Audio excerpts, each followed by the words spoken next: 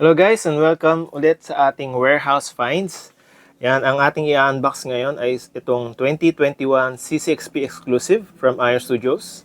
Yan, ito si Sauron from Marvel Comics. Tara, buksan natin. Yan, buksan muna natin itong base. Yan, tignan muna natin ito. Yun, okay. So yan.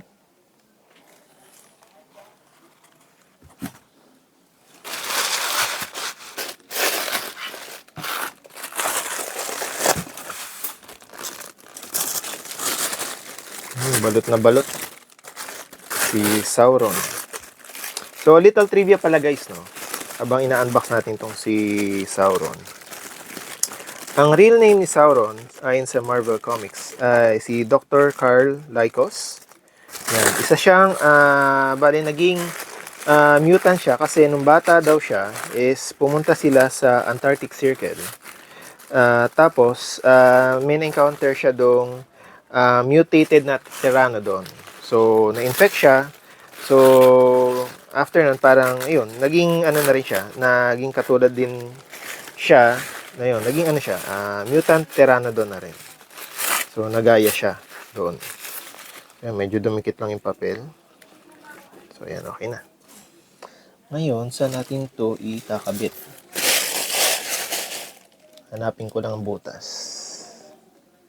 Ayun. Ito, ayun, nasa gilid. Ayun. So, eto si Sauron. Yan. Isa siyang, one piece lang siya. So, buo siya. One piece na figure lang siya. So, no additional parts.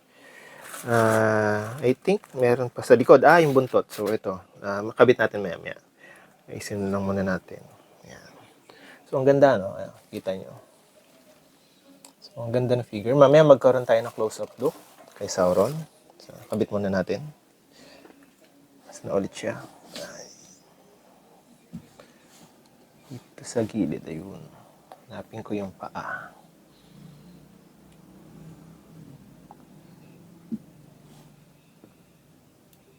Medyo mahirap siya ikabit. Sa gilid ba? Yun. Sakto naman. Ayun. Sakto. Ating push. Ayun. Tapos yung naiwan na lang yung buntot niya. So, ayan. So, si Sauron ay doon siya namamalagi sa Savage Land. So, doon siya nakabase. So, ilang beses na siyang nakalaban ng X-Men nung pumunta ang X-Men sa Savage Land. Ayun. Okay, so ayusin lang natin tapos magkaroon tayo ng close-up look afterwards kay Sauron.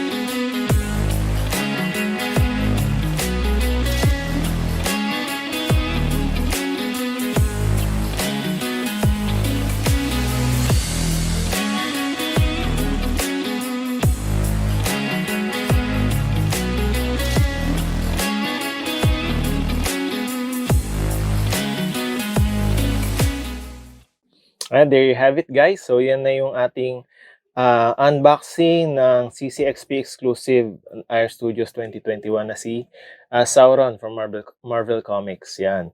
So grabe pag nakita nyo in person ng close up yung yung statue.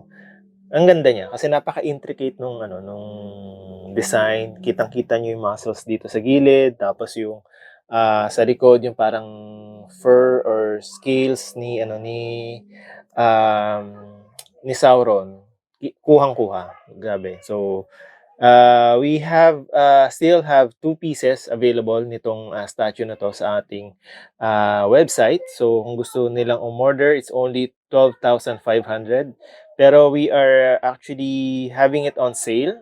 So, on sale siya for only 11,000 pesos. So, SRP niya is 12,500, pero right now it's on sale at 11,000 pesos only. So, if you want to get yourself a copy, so remaining, I think 2 pieces na lang yung natitira sa amin.